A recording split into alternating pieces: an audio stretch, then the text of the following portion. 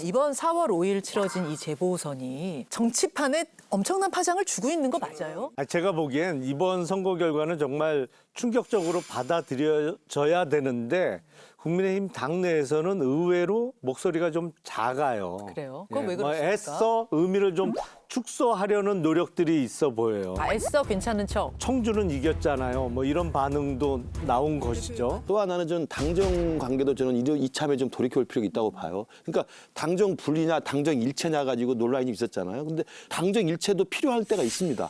당정 협조를 하고 국정의 똑같은 목표를 위해서 해야 되기 때문에 그러나 이 당정 일체가 강조되다가 이게 당정의 일색화가 되면 안 되는 거예요. 일색화가 되면 안 되죠. 저의 질문은 이렇습니다. 난파 위기에 김기현호 다 동의하실 겁니다.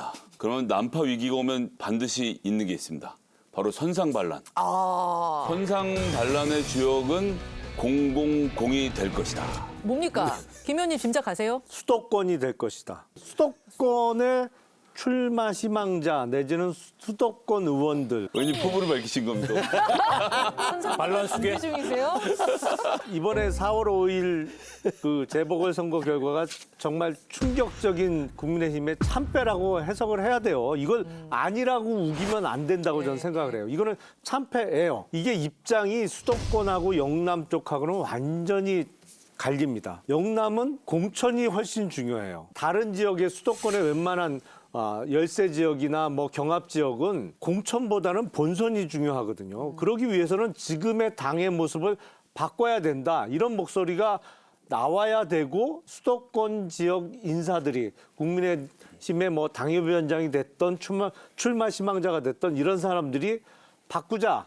온통 다 뭐 바꾸자 이런 표현대로 하면 선상반란입니다만 제가 보기엔 혁신 주장이 나올 수밖에 없고 그건 수도권이다. 김용남 의원이 반란 수계로 처형될 날이에요.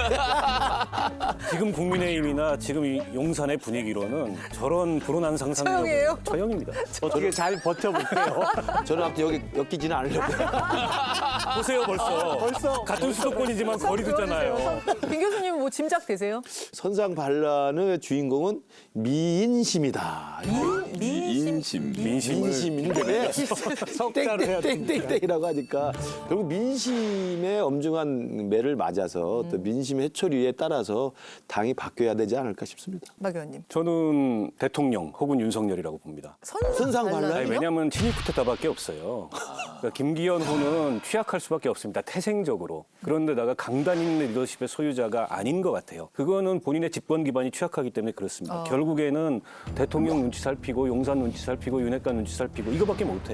그리고 지금 최고위원들은 뭐 영이 안 서지 않습니까? 대표가 이렇게 얘기하는데도 각자 다 다른 말하고 그로 인해서 문제 일으키고 결국에는 저 체제를 뒤집고 비대위를 세우는 것도 대통령의 의지일 거고 용산의 뜻일 거고 대통령은 바뀔 수 없다고 최재성 수석이 늘 얘기하지 않습니까? 대표는 바꿀 수 있고 최고위원도 다 바꿀 수 있지만 대통령은 바꿀 수가 없어요. 윤석열 대통령이 해제하는 수밖에 없다. 다 그럴듯해요. 지금 답이 다 그럴듯해서 김성애 소장의 진짜 답은 뭘지 정말 궁금해요. 김용남 의원님의 그 수도권 말씀하실 때 철렁했습니다.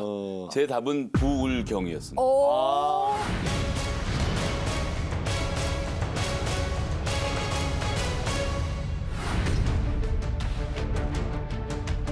윤 대통령 국정수행 긍정평가는 30%에 그쳐 작년 11월 이후 최저치를 기록했습니다.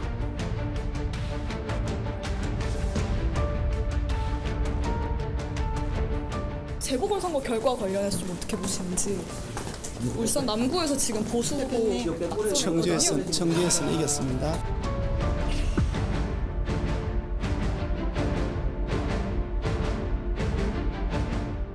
수도권과 부울경은 같이 흔들린다는 점에서는 의미가 비슷해요. 대구 경북은 튼튼하지만 부울경은 특히나 울산 옆에서 당하는 걸 봤거든요.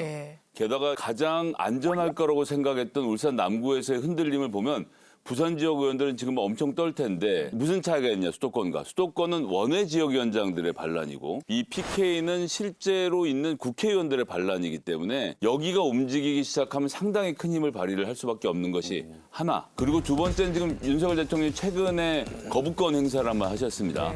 이건 정확히 말하면 제의 요구인데요. 과반수가 출석해서 3분의 2가 찬성하면 이 법안을 통과시킬 수 있습니다. 이건 특검의 경우도 마찬가지고요. 민심이 점점 더 이반돼서 김기현호가 힘들어질 때 올 하반기에 민주당이 어떠한 정책, 어떠한 특검 이런 것들을 내밀어서 대통령이 거부하는 상황에서 야 이대로 가다간 같이 침몰하겠다라고 불안해진 부울경 지역의 국민의힘 의원들 중에서 18명이 민주당과 함께 찬성표를 누르는 순간 대통령의 거부권이 무력화됩니다. 그게 가능성이 있는 얘기라고요? 이번에 울산 선거의 충격이 그만큼 크다라는 말씀을 드리는 거죠. 이탈표가 이번에 있을 수도 있을 지금은 것이다. 아니지만 올 하반기 말에 가면 나는 할 말은 했다라고 말하는 의원들이 부산 경남 지역에서 움직인다면 이 선상반란은 실제로 일어나게 될 것이고. 잠깐 이번 4월 5일 치러진 이 재보선이 정치판에 엄청난 파장을 주고 있는 거 맞아요? 제가 보기엔 이번 선거 결과는 정말 충격적으로 받아들여져야 되는데 국민의힘 당내에서는 의외로 목소리가 좀 작아요. 그래요? 그건 왜 그렇습니까? 애써 의미를 좀 축소하려는 노력들이 있어 보여요. 애써 괜찮은 척. 청주는 이겼잖아요. 뭐 이런 반응도 나온 것이죠. 이번 패배가 오히려 약이 될 수도 있습니다. 과거를 돌이켜보면 박근혜 정부 시절에 있었던 재보궐선거를 엄청 많이 이겼어요. 급기야 2015년도에 있었던 국회의원 보궐선거에서 처음으로 관악을 해서 이겼어요. 그때 오신환 의원이 당선이 됐는데 그러다 보니까 1년 후에 있었던 2016년 총선에서 너무 자신 있게 나간 거예요. 그래서 막 친박공천, 찐박공천 뭐 다 이기니까 재보궐선거 계속 이기고 관악에서도 이겼으니까 그러다가 2016년 총선 참패했거든요. 딱 1년 남았는데 이번 패배를 교훈 삼아서 혁신을 하고 바뀐다 그러면 내년 총선에서 의외로 좋은 결과를 가져올 수 있어요. 문제는 이거를 쉬쉬해서는 안 된다는 거죠. 이거를 의미를 자꾸 축소하고 아니야 괜찮아 뭐 이번엔 뭐 미니 선거였어 이런 식으로 대응하면 큰일 나는 거예요. 1년 후에. 그렇기 때문에 저는 지금 지도부나 현역 의원들이 이 부분에 대해서 애써 침묵을 지키는 건 좋은 자세가 아니다. 또 하나는 저는 당정 관계도 저는 이참에 좀 돌이켜볼 필요가 있다고 봐요. 그러니까 당정 분리냐 당정 일체냐 가지고 논란이 있었잖아요. 근데 당정 일체도 필요할 때가 있습니다. 당정 협조를 하고 국정의 똑같은 목표를 위해서 해야 되기 때문에 그러나 이 당정 일체가 강조되다가 이게 당정의 일색화가 되면 안 되는 거예요. 일색화가 되면 안 되죠. 그러니까 당의 역할은 제가 누차 말씀드립니다만 대통령한테 갈 리스크를 당이 먼저 막아주는 완충작용을 해야 됩니다. 또 대통령의 지지도가 올라갈 것 같으면 당에 나서서 그걸 가속 페달을 밟아줘야 되는 거죠. 근데 그 역할을 지금 전혀 못하고 있는 그 거예요. 역할을 잘 못하고 있죠. 네. 그동안 벌어진 일들, 이 재보선 전까지 벌어진 일들을 살펴보자면 일단은 김재원 최고위원의 설화로부터 시작이 됐어요. 우리나라 국경일로서는 3.1절 제헌절, 광복절, 개천절, 한글날이 있는데 4.3 기념일은 이보다 조금 격이 낮은 그 기념일 내지 추모일인데 밥 한 공기 다 키우기 이런 것들에 대해서도 우리가 논의를 한 거예요. 여성분들 같은 경우는 다이어트를 위해서도 밥을 잘 먹지 않는 분들이 많거든요. 밥 얼마나 드세요? 아니, 저는 한 공기 다 먹습니다. 우리가 밥심으로 살아온 민족이기 때문에 예. 조수진 최고위원회 그걸 이제 정책 대안이라고 하는 발상에는 동의하지 않지만 밥 한 공기 다 먹자는 제안은 제가 동의. 개인적으로는 찬성. 네. 근데 이제 이런 설화가 왜 잇따르느냐? 저는 결국에는 용산 대통령만 쳐다보고 정치를 하기 때문에 그렇다고 생각해요. 굳이 얘기하는 대안이 밥 한 공기 더 먹자. 여성들이 다이어트를 너무 많이 해가지고 쌀 소비량이 준다. 이거는 아이디어 수준으로 얘기해도 좀 민망한 어처구니 없는 얘기인데 마치 대단한 비밀을 KBS에만 알려준다는 식으로 얘기를 했어요.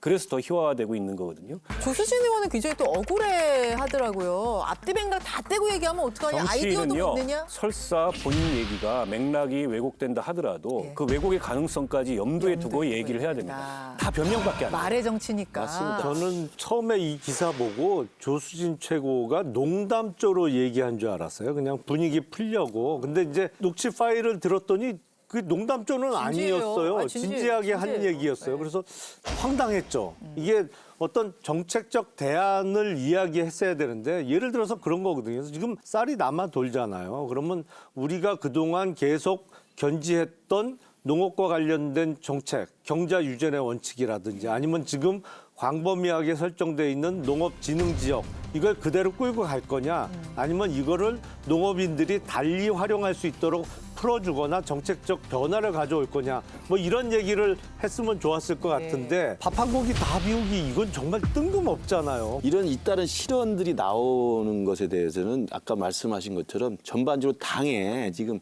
기강이 이렇게 회의에 있는 게 저는 맞다고 보고요. 김기현 대표 체제 리더십이 아직은 좀 차근하지 못했다는 게 하나 있고 그 최고위원들의 그런 기강 회의는 절박함이 부족한 거예요. 예컨대 그런 겁니다. 조수진 의원이 그 변명하듯이 아니 왜 이렇게 자꾸 말을 실수해 그러니까 그건 제가 실수한 게 아니라 정말 아침 방송마다 라디오에서 너무 우리들한테 질문을 많이 해요. 그 탓을 하는 거 똑같은 거예요. 너무 많이 물어보니까 많이 하긴 하죠. 너무 많이 물어보니까 답변하다가 실수가 나온 거예요. 이런 식의 억지를 쓰는 거랑 똑같은 거예요. 많이 질문해도 또 잘해야죠. 분이 대부분이긴 해요. 그게 내공이고 그게 정치인의 실력이죠. 이 전반적인 실수는 최고위원들이 기본적으로 대통령과 직거래할 수 있다는 생각이 있고 실제로 그렇게 되기 때문인 겁니다. 그 무슨 말씀이세요? 그러니까 원래는 최고위원들의 의견이 모이면 예. 김기현 대표가 예. 대통령께 의사 전달을 하고 이렇게 해서 얘기가 이루어져야 되지 않습니까? 예, 예. 처음에 대통령께서 약속하셨잖아요. 2주일에 한 번씩 따로 봅시다.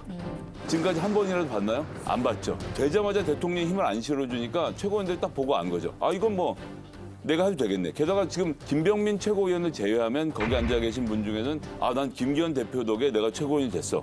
라고 생각하는 사람 한 사람도 없습니다. 뭐 이렇게 말하든 저렇게 말하든 할 대로 하세요. 저는 제 말대로 하겠고 특히나 대통령 마음에 들게 말하겠습니다. 대통령이 하신 말씀에 100% 맞춰서 가는 것.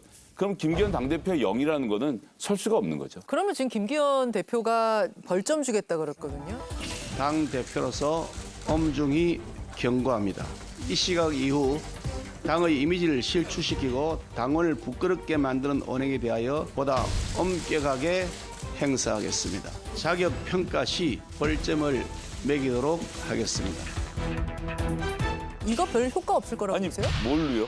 그러니까 등급을 뭘로 매길 겁니까? 김재원 의원이 최초의 망언을 했을 때 가만히 있었으면 돼요. 그러면 누군가가 당 윤리위에 신고를 했을 것이고 윤리위가 처리하는 과정에 보고 있으면 됐거든요. 근데 윤리위까지 갈 필요가 없다라고 선을 쳐준 사람이 김기현 의원이었어요. 첫 단추가 결국에, 잘못 깨졌다. 예, 저는 일벌백계가 필요한 시점에 그걸 김기현 대표가 놓친 거죠. 안 한 거고. 김재원 최고 문제는 일벌백계 했어도 본인도 할 말이 없는 문제였어요. 왜냐하면 이건 국민의힘의 당론이고 대통령의 공약이었기 때문에 그와 어긋나는 얘기를 하고 더 나아가서 조상묘도 판다.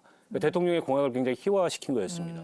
윤리 가구도 남을 만한 문제인데 이걸 안 하고 나니까는 그 뒤에는 뭐 대표는 저렇게밖에 영을 못 세우는구나. 이게 이제 당내 시그널이 다 간 거여서 앞으로도 저는 영을 세게 세우기가 어려울 거다. 제가 보기엔 그 전에 그 저희 당 전당대회 룰은 다 출마해서 1등이 당대표를 하고 2등부터 최고위원이 되는 체제였어요. 네. 집단 지도 체제였죠. 그러다 보니까 1등한 당대표하고 2등한 수석 최고위원하고 너무 싸워요.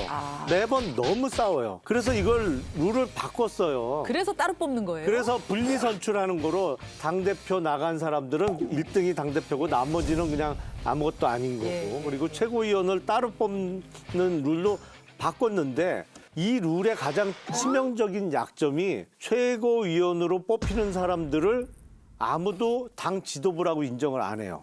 힘이 약하구나. 아니 왜냐하면 면면이 네. 그래도 당 지도부라고 보면 뭐 다선 의원의 뭐 경륜과 어떤 정책적 대안도 갖고 있고 이런 사람들이 구성이 돼야 당 지도부로 이렇게 존중도 받고 대표급. 뭐 힘이 실리는데 네. 아니 일단 원외 인사도 너무 많고 현역도 초선급이에요. 사무총장보다 최고위원이 더 위에 있다고 생각을 안 해요. 근데 당 구성 자체는 최고위원이 최종적인 결정을 다 한단 말이죠. 그럼요. 근데 사고는 연실쳐 최고위원들이. 이게 룰을 다시 바꿔야 될 것 같아요. 근데 이제 룰 다시 바꾸면 김무성, 서청원 파이팅 사태가 뜬다는 아니, 매번 사실은- 최고위원 할 때마다 그냥 사실 그것 때문에 바꿨어요. 그 다음에 하도 싸워서.